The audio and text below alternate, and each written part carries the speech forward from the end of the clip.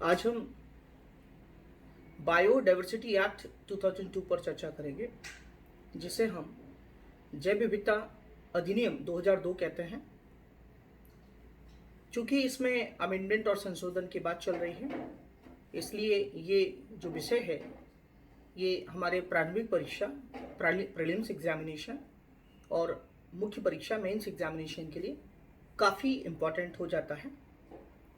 चूँकि यूपीएससी में आपको पता होगा कि जो मुद्दे चर्चा में रहते हैं संभवतः उन्हीं मुद्दों पर या उससे संबंधित विषयों पर प्रश्न पूछे जाने की जो प्रवृत्ति यूपीएससी की रही है, उसी संदर्भ में हम लोग चर्चा करेंगे।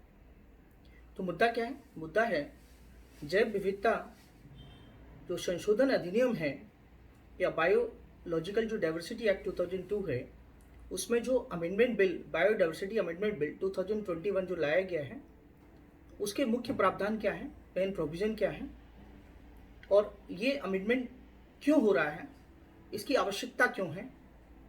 तो इसके सभी जो आयाम हैं उनको हम समझने का प्रयास करेंगे। इस टॉपिक पर चर्चा करने से पहले आपके लिए जानना जरूरी है कि बायोडाइवर्सिटी होता क्या है, जैव विविधता किसे कहते हैं। अगर मैं इसको बहुत कम शब्द में कहूँ तो आप समझ सकते हैं, biological diversity means variety of lifes on earth at all levels. सभी स्तरों पर जो विविधता पृथ्वी पर पाई जाती है उसे हम बायोडाइवर्सिटी या जैव विविधता कहते हैं। अब हम चर्चा ये करेंगे कि ये बायोडाइवर्सिटी जो एक्ट है 2002 है, ये क्या है, ये क्यों लाया गया। तो ये जो बायोलॉजिकल डाइवर्सिटी या बायोडाइवर्सिटी एक्ट 2002 है, जैव विविधता अधिनियम 2002 है, ये क्यों लाया गया था, क्या उसका उद्देश्य क्या है। ये अधिनियम या ये एक्ट इसलिए लाया गया कि भारत में जो नेचुरल रिसोर्सेज हैं, प्राकृतिक संसाधन हैं, फ्लोरा एंड फौना हैं, इनको हम कंजर्व कर सकें। हमारी जो परंपरागत ज्ञान है, जो ट्रेडिशनल नॉलेज है, उसको हम संरक्षित कर सकें, कंजर्व कर सकें। इस उद्देश्य के साथ में ये पहला कानून भारत में लाया गया था। ये तो आपने एक बात समझी। दूसरी बात है कि जो रियो है, जो कि ब्राज़ील में है, वहाँ पे 1992 में एक रियो समिट हुआ था, रियो सम्मेलन हुआ था। उस सम्मेलन में जैव विविधता के संरक्षण के लिए एक कन्वेंशन हुआ था, जिसे हम जैव विविधता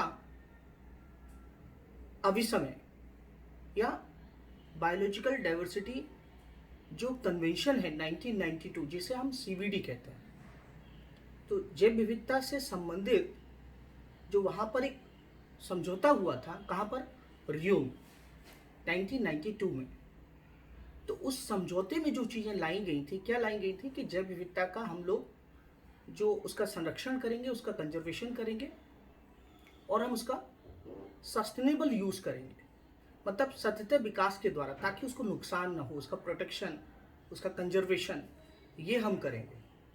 तो इसका मतलब क्या हो गया? इसका मतलब ये हो गया कि जो रियो में समिट हुआ था, वहाँ पे जो समझौता हुआ था जैव विविधता के संरक्षण के लिए, उसको इम्प्लीमेंट करने के लिए, उसके जो ऑब्जेक्ट्स हैं उनको अचीव करने के लिए ये कानून संसद में लाया गया। तो मुझे लगता है आपको समझ में आया होगा।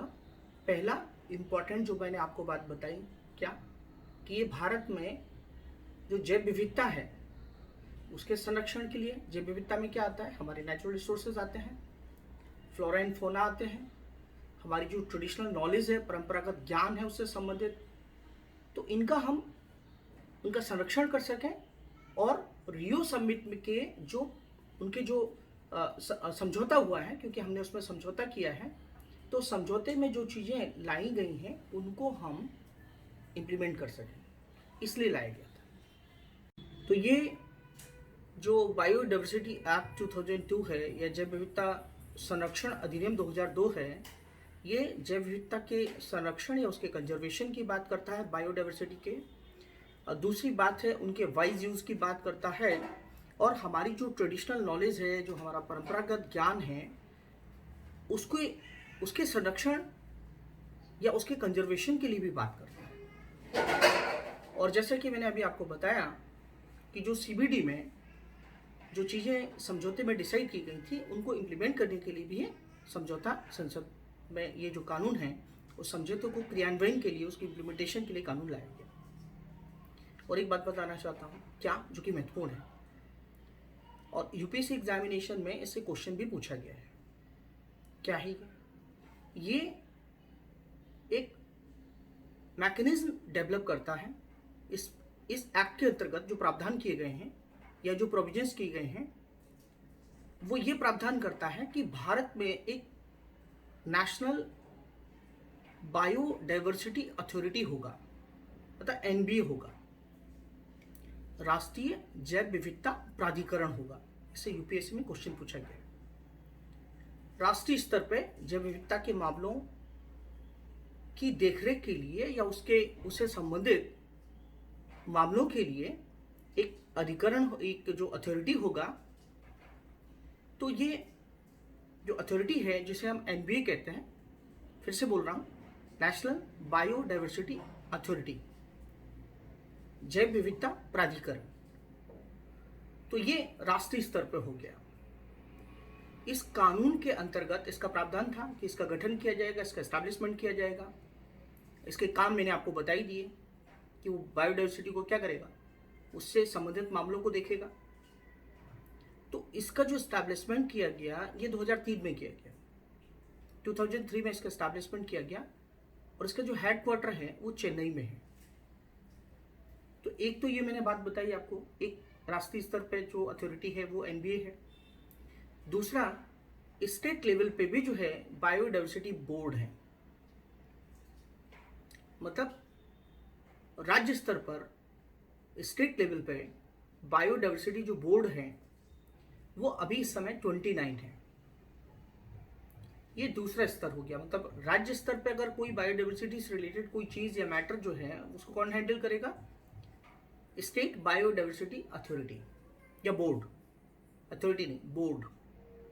तीसरा जो है वो है जो बायोलॉजिकल डाइवर्सिटी या बायोलॉजी, जो जैव विविधता या बायोडाइवर्सिटी मैनेजमेंट कमेटी, जैव विविधता प्रबंधन समिति, ये लोकल लेवल पर रहेंगे, जो कि लोकल लेवल पे बायोडाइवर्सिटी या जैव विविधता से संबंधित चीज़ों को जो है ये देखेंगे। तो इस तरीके से जो है इसमें, इस कानून के अंतर्गत जो है ये प्रावधान था। तो ऐसा मैकेनिज्म जो है राष्ट्रीय स्तर पे, स्टेट स्तर पे और लोकल लेवल पे जो है डेवलप किया गया। तो बायोडाइवर्सिटी जो एक्ट है, जैव विविधता अधिनियम 2002 है, इसमें संशोधन या अमेंडमेंट की बात क्यों चल रही है, ये मैं आपके साथ डिस्कस करूंगा, जो कि हमारा मेन मुद्दा है। आपको पता होगा दिव्य फार्मेसी है, जो कि आचार्य बालकृष्ण और बाबा रामदेव के द्वारा दिव्य फार्मेसी को बनाया गया है, और ये आयुर्वेदिक दवाइयाँ, मेडिसिन जो है बनाते हैं, साथ में कॉस्मेटिक्स भी बनाते हैं।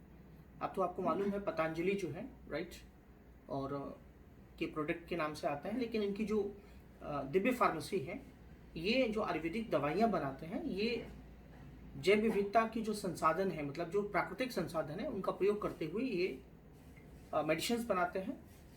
तो जो स्टेट बायोडाइवर्सिटी जो अथॉरिटी है, उसके द्वारा दिव्य फार्मेसी को नोटिस भेजा गया, और 2016 की बात है ये, 2016 की, और ये कहा गया कि आप जो है ये हमें बिना इन्फॉर्म किए हुए आप जो नेचुरल रिसोर्सेज हैं आप उनका प्रयोग कर रहे हैं, तो इसके लिए आपको फीस देना होगा, और इसके जो बेनिफिट हैं वो शेयर करने होंगे आपको।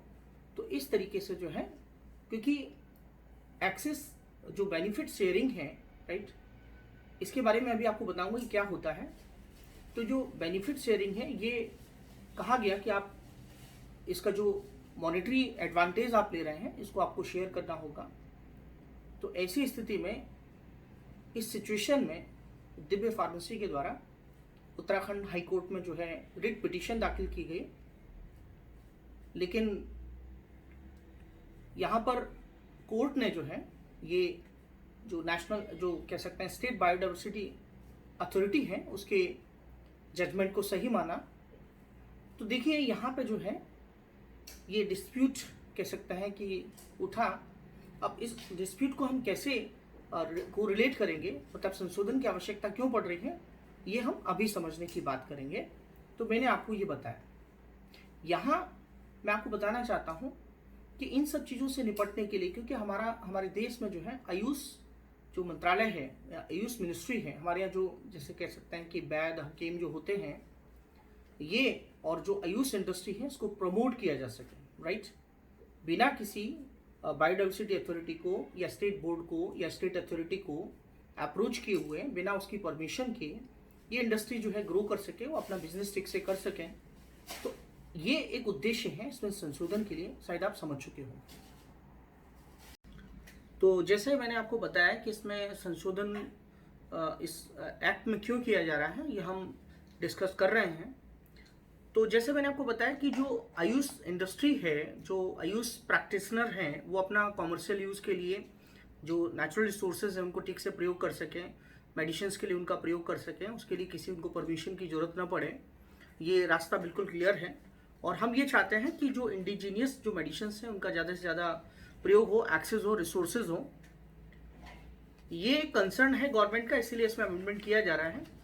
और दूसरी सबसे इम्पॉर्टेंट और जो खास बात है वो ये है कि जो पेटेंट एप्लीकेशंस हैं, राइट, जो पेटेंट एप्लीकेशंस हैं उनके प्रोसेस को और सिंप्लीफाई किया जा सके, और जो एक्सेस और बेनिफिट शेयरिंग है वो लोकल कम्युनिटी को प्रोवाइड किया जा सके, ये एक उसका उद्देश्य है।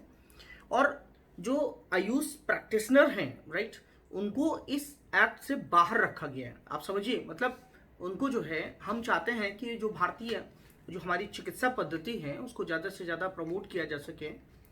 और जो कह सकते हैं कि जो मेडिसिनल प्लांट्स होते हैं, आपको पता होगा जंगलों वगैरह में लोग जाते हैं जड़ी बूटियाँ लाने के लिए, तो क्या हो जाता है कि ऐसे जो प्लांट होते हैं उनको कहते हैं वन्य औषधीय वनस्पति, इंग्लिश में उसको कहते हैं वाइल्ड मेडिकल प्लांट्स। तो उन पर क्या होता है, प्रेशर ज़्यादा हो जाता है, उन पर डिपेंडेंसी ज़्यादा हो जाती है। तो इस अमेंडमेंट में ये प्रावधान किया गया है कि जो कह सकते हैं कि औषधि जो वनस्पति है, मतलब मेडिसिनल प्लांट्स जो हैं उनका कल्टीवेशन किया जा सके, मतलब उसको एज ए एग्रीकल्चर में जो है उसको प्रमोट किया जा सके। तो इससे किसानों की इनकम भी बढ़ेगी और हमें मेडिसिनल प्लांट्स भी ठीक से मिलेंगे। और जैसे जैसे इसके साथ ही भारतीय चिकित्सा पद्धति जो है हमारी वो भी प्रमोट होगी। और जो पेटेंट का जो प्रोसीजर है, रिसर्च है, ये सारी चीज़ें एक फास्ट ट्रैक पे हों, ताकि जो नगोया प्रोटोकॉल है, जो सीबीडी के जो भी कह सकते हैं हमने जो समझौते साइन किया है, तो इन सब चीज़ों से बाहर रहते हुए हम इन चीज़ों को ठीक से इम्प्लीमेंट कर सकें। और मैं आपको बताना चाहता हूँ इसमें कुछ प्रावधान ऐसे भी किए गए हैं जिसको अपराध मुक्त किया गया है, मीन्स क्रिमिनलाइज किया गया है उन चीज़ों को। तो यहाँ पे ध्यान रखा जाए कि effective implementation of the forest rights act, इनको भी ध्यान में रखे इसको जो है संशोधन किया जाए, ये मेरा कहने का मतलब है। और integration of international treaties, Nagoya protocol पे ध्यान देना है, साथ साथ में जो भी इंटरनेशनल ट्रीटीज़ हैं उनके साथ उसका कोऑर्डिनेशन होना चाहिए। और मैंने पीबीआर की बात की है, जिसको हम पीपल्स बायोडाइवर्सिटी रजिस्टर कहते हैं, जिससे हम लोकल कम्युनिटीज़ के जो हैं उनके जो ट्रेडिशनल हैं, उनकी जो ट्रेडिशनल नॉलेज है उसको हम कंजर्व कर सकें। तो ये टॉपिक को मैंने अच्छे से समझाया। अगर आपको हिंदी और इंग्लिश में इस टॉपिक से रिलेटेड रिटेन नोट्स आपको चाहिए तो आप मुझे संपर्क कर सकते हैं, क्योंकि प्रीलिम्स के लिए मैं प्रीलिम्स और मेंस के लिए नोट्स रिटेन फॉर्म में हैं, जो कि काफ़ी इफेक्टिव नोट्स हैं और हर चीज़, हर डायमेंशन उसमें कवर किया गया है। तो अगर आप चाहें तो आप रिटेन नोट्स मुझसे ले सकते हैं। थैंक यू, धन्यवाद।